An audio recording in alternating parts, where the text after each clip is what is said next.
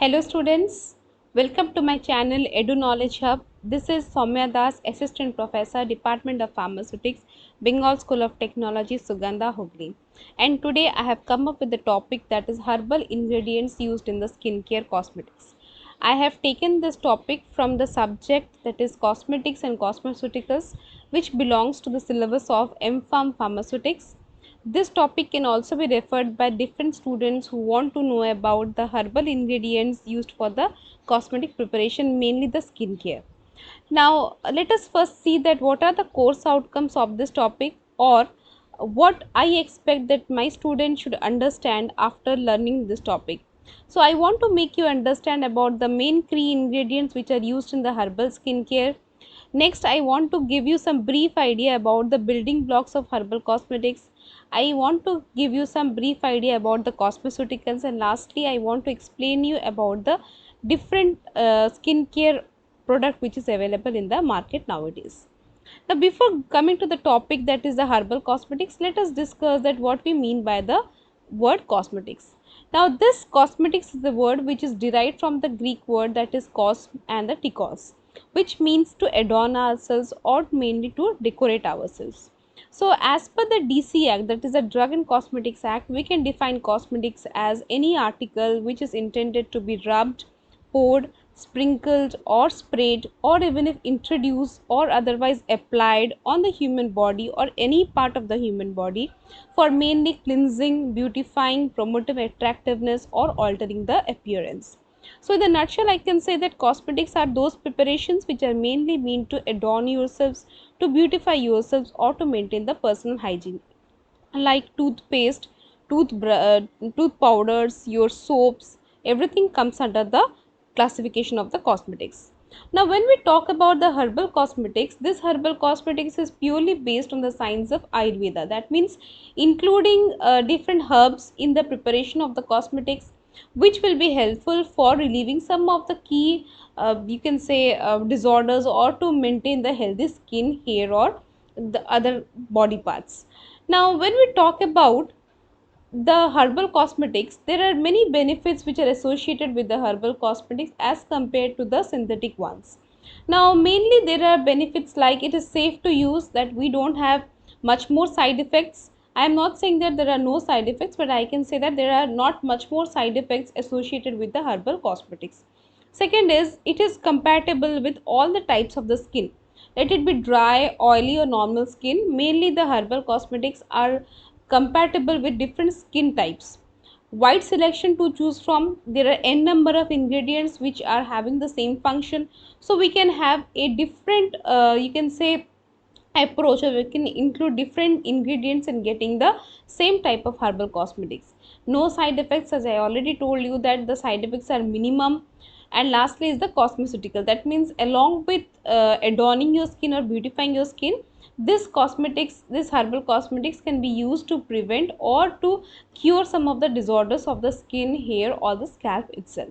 Now, if we go for the market research, we see that there are herbal cosmetics market is rapidly increasing nowadays. Now, this slide I have taken from one of the market analyst site, and it says that when in 2017 the market was for 6,480 crores, in 2022 the projected market is 15,830 crores for the skincare cosmetics only. That means there is a doubling, or you can say more than doubling, of the investment in the herbal cosmetics. So we say that the future of herbal cosmetics is very good. Now, the difference between the cosmetics and cosmeceuticals, like we know about what is the cosmetics. We listen this word, even if in the market or even if in the television or from the layman also. But there's a vivid difference in between the cosmetics and the cosmeceuticals. The main thing is cosmetics is a preparation which is used to adorn or beautifying yourself, But in some cosmetics, there the presence of drugs are also there. That means some cosmetics have the tendency to cure some kind of the disorder. Like I will be talking about the anti-dandruff shampoo. That means along with the having the property to cleanse your hair, to clean your hair or the scalp, this anti-dandruff shampoo is also having the property to relieve from the dandruff also. So these preparations, which along with beautifying yourself, cleansing yourself, they have, or they have the ability to cure some kind of disorders, are called as the cosmeceuticals. Now, among the cosmetics or drug combinations, I can just give you example. As I told you about the shampoo, there are toothpaste also, like the toothpaste which contains the fluorides, or the deodorant which contains the antiperspirants, or the moisturizers which contains the sun protection agent. So these things are coming under the cosmeceuticals. And this cosmeceuticals, actually it is not defined by the Food Drug Administration, because research is going on classifying the cosmetics and the cosmeceuticals. But there is n number of product which is available in the market which falls under the classification of the cosmeceuticals. Now the Federal Food Drug Cosmetic Act, it does not recognize the cosmeceutical term, but some of the countries, they make this cosmeceuticals into a different category. For example, Japan has the name, that is the quashi drugs. Thailand has controlled cosmetics, and Hong Kong has cosmetic type drugs. That means these are the classification which is separate from the cosmetics, which comes under the term that is the cosmeceuticals. And the regulations of cosmeceuticals has not been harmonized between the USA, European, Asian and other countries. That means there is no regulation till date which regulates the preparation of the cosmeceuticals. Now, if you talk about the cosmetics for the skin, we have a very wide classification. That means cosmetics for the skin can be of three main categories, that are the powders, the creams and the colorants. Again, for the powders, we have the face powders, the compact powders, the baby powders and the deodorant powders. For the creams, we have vanishing cream, cold cream, cleansing cream, lotions and all purpose cream. And for the colorants which gives color to your skin, that are the lipsticks and the rouges. Now the first ingredient which I want to explain in my video, which is mainly used for the skincare, is the coconut oil. Now this coconut oil, it is obtained by crushing the copra, that means the inner dried kernel of the coconut, which has 60 to 65% of the oil. And this coconut oil is rich in high amount of the glycerides of lower fatty chain acids. Mainly coconut is a fruit which belongs to the family of Araceaceae, and the botanical name is Cocos nucifera. The melting point of coconut oil is at 20 to 25 degrees centigrade, and it is very easy to incorporate coconut oil in different kind of products. Mainly it can also be used as a edible oil. Along with this edible quality, this coconut oil is also a very excellent skin moisturizer and softener. So in creams, when we want to get a moisturizing effect or smoothing effect, we can incorporate coconut oil in those types of the creams. Now the second one is the sunflower oil. Sunflower oil is the non-volatile oil which is extracted from the seeds of the sunflower, which belongs to the family of Asteraceae, and the botanical name is the Helianthus anus. Sunflower oil contains lecithin, tocopherols, carotenoids and the waxes. This sunflower oil has a very good smoothing property and is considered as the non-comedogenic product. Now it's very cost effective and it is well tested for generations. That means it is well tolerated internally and externally. Mainly it is used to make the emulsion for the face or for the body products, that is the cream or the lotions.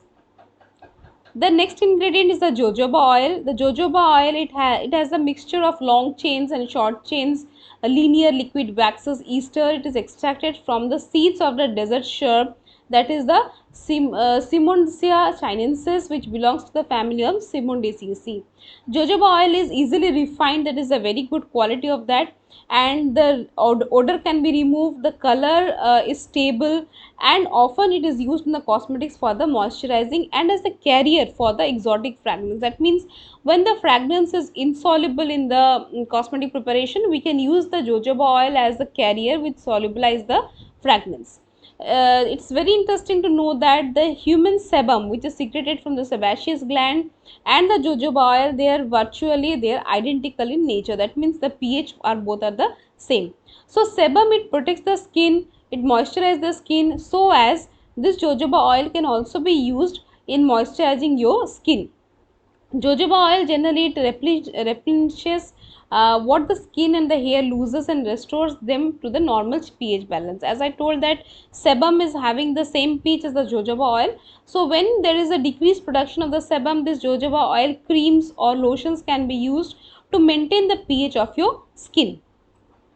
The next ingredient is the olive oil. The olive oil is very well known, and it is not only taken or applied internally but for external use also. It is a fixed oil which is extracted from the fruits of the Olea europaea. The family is Oleaceae, and the major constituent are the triolin, tripalmitin, trilinolene, tristearate, monostearate, triarchidine, squalene, beta sitosterol, and tocopherols. Now it is used in the skin and hair conditioners like your lotions and the shampoos.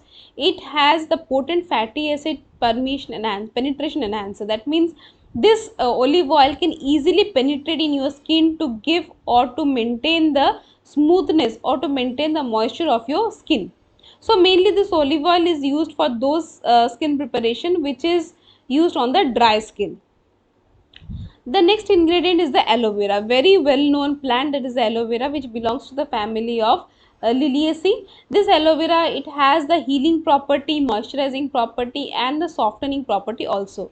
Now this aloe vera gel can be directly applied from the plant, or this aloe vera can be incorporated with different kinds of other ingredients to make it a cream. Mainly the aloe vera contains amino acids like leucine, isoleucine, saponin, glycosides that provide the cleansing action to the skin. It has the vitamins A, C, E and B. Choline is also there, beta 12, folic acid, and provides some of the antioxidant activity to the skin also. So this aloe vera, it can be used as a raw, or it can be incorporated with different herbal ingredients to make the aloe vera gel or aloe vera creams, or even if the shampoos also. The next ingredient, mainly I will be discussing about the anti-aging preparation. That means the ingredients which are used in the anti-aging creams. The first one is the Rhodiolia rosea. The name is Rhodiolia rosea, which is commonly known as the golden root or the rose root. Now this is a plant in the family of Carceliaceae that habitates in the cold region of the world. It is a traditional folk medicine. That means it has been used for many days in as a medicine, which is worked for the, or which is used for the longevity, resistance to high altitude sickness, or treatment of the fatigue, sometimes in the treatment of depression, anemia, impotence, gastrointestinal ailments, infection, and some nervous system disorders. Now this R. rosea, it contains phenolic compound, and it has a strong antioxidant property also. Next is the carrot. Now carrot, it's a plant which belongs to the family of Apiaceae. The botanical name is Dacus carota. Now this valuable herb, it contains the vitamin A along with other vitamins, and this carrot seed oil generally it is used as the anti-aging preparation which revitalizes and rejuvenates your skin. The third one is the ginkgo. It is used as an antioxidant and anti-inflammatory agent. Ginkgo biloba, it belongs to the family of Ginkgoaceae, and it is grows to a very huge size. The extracts of the tree leaves are taken. It contains glycosides, mainly the chemiferol derivatives and the terpenes. Now this ginkgo, it has a very good property of preventing your skin from the UVB light, and it is tested in the mice also. That means this ginkgo is used for preventing the entry of the UVB light to your skin. So we can use it also in the sunscreen preparations. Now the ingredients which are used for the skin protection, the first one says is the green tea. Now green tea is a very common plant. It belongs to the family of Camelliaceae, and the name is the Camellia sinensis. It is cultivated generally, and it contains many kinds of ingredients like epicatechin, gallates, EGCC, and the extract contains the polyphenols, the epilogallocatechin, the gallates, and this green tea, it provides, or it provides a protection to the skin towards the UV light. So mainly this green tea is used for the UV protection in the sun protection creams. The second one is Calendula. The botanical name is Calendula officinalis. This Calendula officinalis, it has a remarkable antioxidant activity along with it anti-inflammatory activity also. It is used for the wound healing capacity also, and it has many types of ingredients like thujin, alpha pinene, cinonyl, dihydrogeton, and muralol. So this calendula, along with protecting your skin, it also protects your skin from the blemishes or any kinds of cuts or wounds can be healed by this, using this calendula. And the last one is the turmeric. The turmeric is a very well-known product or well-known herbal ingredients which is extracted from the herb that is called as the curcuma longa. Mainly the underground stems are taken. This belongs to the family of Gingiberaceae. Turmeric, it contains a wide range of phytochemical substances like dimethoxycurcumin, gingiberine, curcumol, curcuminol, eugenol, trihydroxycurcumin, curcumin, turmerin, and etc.